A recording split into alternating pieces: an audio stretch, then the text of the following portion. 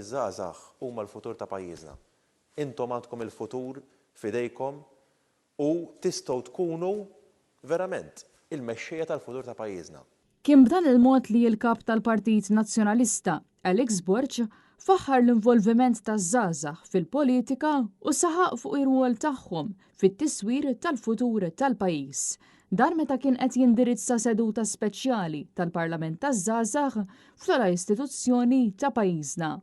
Fid-diskors tiegħu il-kap tal-Partit Nazzjonalista irrimarka kif ġew diskussi temi importanti bħat traffiku, il-protezzjoni tad-dejta, l-użu tal-ispazji u s-saħħa mentali u faħħar l-ideat proattivi li resqu il-qudiem il-parteċipanti. Fost it-temi ewlenin ġew diskussi l-ansjetà u l-istress fost l-istudenti.